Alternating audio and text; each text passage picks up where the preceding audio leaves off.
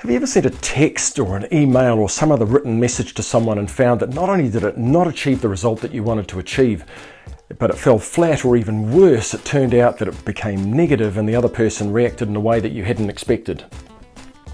In this video, I'm going to talk about why that happens and a couple of things that you can do to try and minimize the chances of that happening.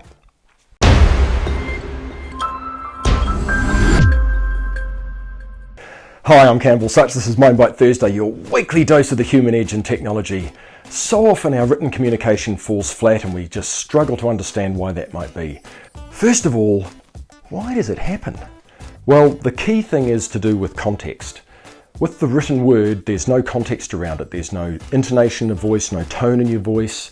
There's no view of my face and what my face is showing. And there's also, it's taken out of context in the terms of it's a half conversation and you're reading it where you are at that point in time. You might have just had an argument with your boss. You might have come in from a busy exercise session. You could be in a foul mood. It could be any sorts of things that will add flavour and context onto how you filter that message coming in. And so what's the underlying thing to that? Well, we grew up on the savannas, our human brains developed on the savannas of Africa eons ago, and all of our communication was verbal, and we could see the other person, or if they were way off in the distance, might be able to hear something, but pretty much all of the communication was face to face.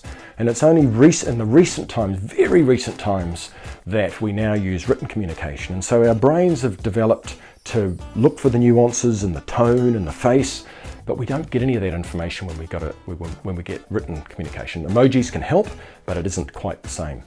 So there's two answers. The first one is you need to up the tone of the email to be even more positive than you'd normally expect it to be. And the second one is to consider using audio or video for your communications, especially when they're important and you can't get face to face.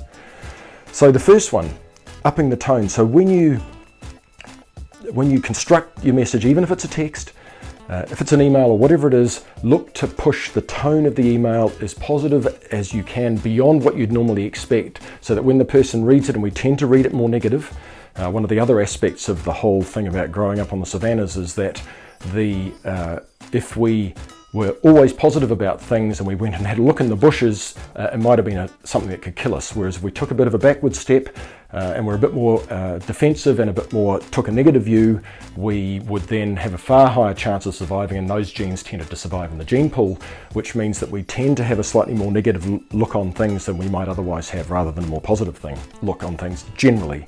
And so the tone of your email, or the tone of your text, or the tone of your written communication, you need to push that up the scale. If you're interested in a tool that might help you with that, have a look at Grammarly, because that's an extension you can put on your browser, and you can also run it on your phone that can help judge the tone. Some new features in that, which is really cool. And then the second thing is to consider using audio or video messages. And I know you hate the sound of your own voice, and I know you don't like the look of yourself on video, but you can just, with your cell phone, with your smartphone, it's so easy to just record a quick voice, even on LinkedIn, on WhatsApp, as a text message, and send that off either as an audio or as a video, both of which have then got cues that make it much easier for the other person to get your true intent, and much more likely that the message is going to land in the way that you want it to.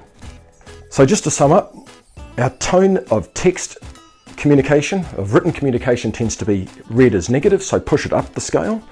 And when you're looking to when you're trying to understand why, it's because of the way that our brains have developed over the eons. And then how do you deal with that? As an alternative is to use audio and video, because the context is in there and it's much more likely that the message is going to land. Something to think about when you're communicating in text. If you'd like to go deeper and learn a whole lot more about how human skills can help accelerate your career and shortcut your success, subscribe to the Integration Catalyst YouTube channel. You'll get every time there's a new video, you'll get notified, and up there is a whole range of videos around over 60 videos of the human skills set up in playlists around a whole variety of topics and categories to help accelerate your career. It's Campbell Such, Mind Bite Thursday for this week. Over and out. See you next week. Bye.